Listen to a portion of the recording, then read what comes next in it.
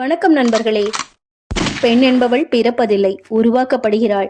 தினம் தினம் 1000 பிரச்சனைகள், 1000 கவலைகளை மனதிற்குள் அடக்கி எதுவுமே நடக்காதது போல வெளியிலே புன்னகைத்து வருபவள்தான் பெண். யாரும் துரத்தாமலே ஓடுவதும் எதையும் தொலைக்காமலே தேடுவதும் தான் ஒரு பெண்ணோட வாழ்க்கை.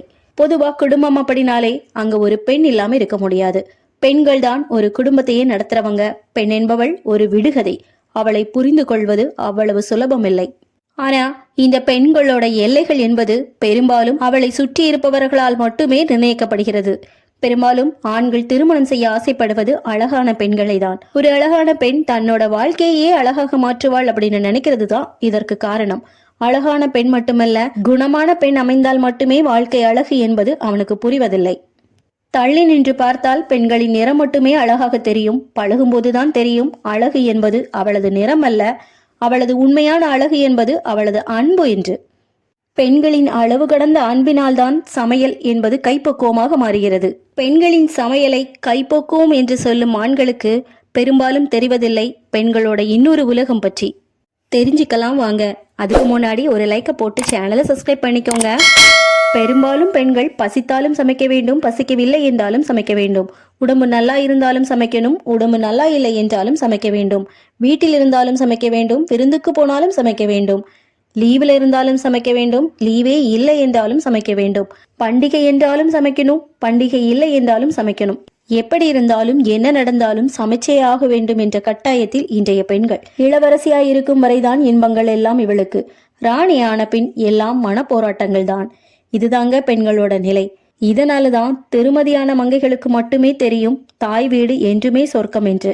எத்தனை செல்லமாக வளர்த்தாலும், எத்தனை சோம்பேறியாய் இருந்தாலும், எத்தனை பொறுப்பற்று இருந்தாலும் அத்தனைக்கும் முற்றுப்புள்ளி வைத்து விடுகிறது திருமதி என்ற பதவி. பாவங்க பெண்கள். தவறான கோணத்தில் அவளை புரிஞ்சிக்க வேண்டாம். பொதுவாக எல்லா பெண்களுமே குழந்தையை போன்ற குணம் கொண்டவர்கள்தான். திருமணத்திற்கு பிறகு கணவன் மட்டுமே அவளின் உலகமாகிறான். ஒரு பெண் மிகவும் எதிர்பார்ப்புடன் கணவனிடம் ஒன்று கேட்கும் போது கணவன் அன்பான கொஞ்சலுடன் சரி என்று சொல்ல வேண்டும் என்றுதான் வீம்புடன் எதிர்பார்ப்பாளை தவிர அவள் எதிர்பார்ப்பது பொருள் இல்லை என்பது பலருக்கும் புரிவதில்லை. ஒரு பெண்ணோட உணர்வை மதித்து ஒரே ஒரு படி நாம கீழே இறங்கினாலே போதும், அவள் நமக்காக 1000 படிகள் கீழிறங்கி வருவாள். எந்த ஒரு பெண்ணையும் அன்பான வார்த்தைகளால் மட்டுமே கட்டுப்படுத்த முடியுமே தவிர பணத்தாலோ வசதியாலோ கட்டுப்படுத்த முடியவே முடியாது. காரணம், பெண்கள் அதை விரும்புவதே கிடையாது. உங்களை நம்பி வர்ற பெண்ணை குழந்தை போல் பார்த்து கொண்டாலே போதும். உங்களை விட சந்தோஷமாக இந்த உலகத்தில் யாராலையும் இருக்க முடியாது. நீங்க உங்க மனைவிக்கு விலை உயர்ந்த பொருட்கள் ஏதாச்சும் வாங்கி கொடுக்கணும்னு நினைச்சீங்க அப்படின்னா டெய்லி கொஞ்ச நேரம் ஒதுக்கி அன்பா, ஆதரவா, அரவணைப்பா பேசுங்க போதும். அதை விட உங்க மனைவி உங்ககிட்ட எதையுமே எதிர்பார்க்க மாட்டா. ஏன் உங்களை தாண்டி எதையுமே யோசிக்க கூட மாட்டா. ஏன்னா ஒரு பெண்ணுக்கு நல்ல ஒரு வாழ்க்கை துணை அமைந்தால் வறுமையில் கூட அவளால நிம்மதியாக இருக்க முடியும், கவலை தெரியாது.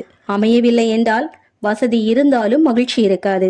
ஒரு பெண்ணோட வாழ்க்கை நல்லா அமைகிறது எப்படின்னு பாத்தீங்கன்னா, அவளோட முதல் பாகம் அவளது பெற்றோரை பொறுத்தது, 2வது பாகம் அவளது கணவரை பொறுத்தது, 3வது பாகம் அவளது பிள்ளைகளை பொறுத்தது. கடைசி வரை அவள் அவளுக்காக வாழ்றதே இல்லை என்பதுதான் எங்க நிதர்சனமான உண்மை. இதை பத்தி நீங்க என்ன நினைக்கிறீங்கன்னு கமெண்ட்ஸ்ல சொல்லுங்க. இந்த மாதிரி நிறைய தகவல்களை தெரிஞ்சுக்க மறக்காம தகவல் YT 360 சேனலை சப்ஸ்கிரைப் பண்ணி வச்சுக்கோங்க. தேங்க்ஸ் ஃபார் வாட்சிங்.